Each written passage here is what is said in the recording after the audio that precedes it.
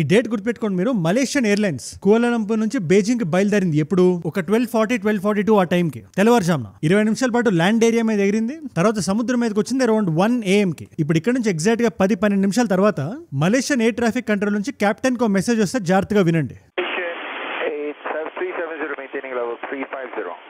Malaysian 370.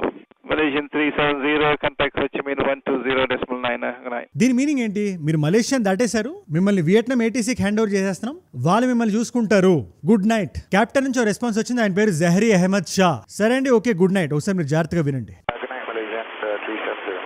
ఈయన చాలా పెద్ద పైలట్. 18,364 ఫ్లయింగ్ అవర్స్ ఉన్నాయి ఈయన దగ్గర. అంటే చాలా ఎక్స్పీరియన్స్ అని. ఈయన గురించి మళ్ళీ మనం తర్వాత వద్దాం. ఇప్పుడు ఈయన కాకుండా ఫస్ట్ ఆఫీసర్ అని ఆయన పేరు ఫరీక్ అబ్దుల్ హమీద్. ఈయన రూకీ పైలట్, 27 సంవత్సరాలు, సుమారు ఒక 2500 కిలోమీటర్స్ ఫ్లై చేశారు ఈయన. Again coming back to the point, ఈయన గుడ్ నైట్ చెప్పిన ఎగ్జాక్ట్ 30 సెకండ్ నుంచి 1 నిమిషం లోపల రేడార్లు ఇక్కడ కనబడుతున్నాయి చూడండి, అక్కడ ఫ్లైట్ బ్లింక్ అవడం ఆగిపోయింది. ఇంకా సింపుల్ గా అందరికీ అర్థమైనట్టు చెప్పాలంటే చెరిగిపోయింది. ఇప్పుడు ఇక్కడ 2 పాయింట్ ఆఫ్ వ్యూస్ ఉన్నాయి. మలేషియన్ ATC ఏమనుకుంటది, సరే వియట్నాం కంట్రోల్లోకి వెళ్ళింది కదా, వాళ్ళు చూసుకుంటారని చెప్పి వీళ్ళు రిలాక్స్ అయిపోయారు. వియట్నాం సైడ్ వాళ్ళు ఇంకా మా సైడ్ లోకి ఫుల్ గా రాలేదు కదా అని వాళ్ళు రిలాక్స్ అయ్యారు. ఈ ఫ్లైట్ పాత్వే మీరు ఫుల్ గా చూడాలంటే మలేషియా నుంచి వియట్నాం వెళ్ళి దాని తర్వాత హాంకాంగ్ వెళ్ళి బీజింగ్ వెళ్తుంది. చాలా పెద్ద ఫ్లైట్ ఇది, అరౌండ్ 4-5 అవర్స్ ఉంటుంది. ఇలాంటి ఫ్లైట్ లో కెప్టెన్ చెప్పిన ఆఖరి మాట గుడ్ నైట్, సివిలియన్ రేడార్స్ చూసిన ఆఖరి టైం 1:21 AM.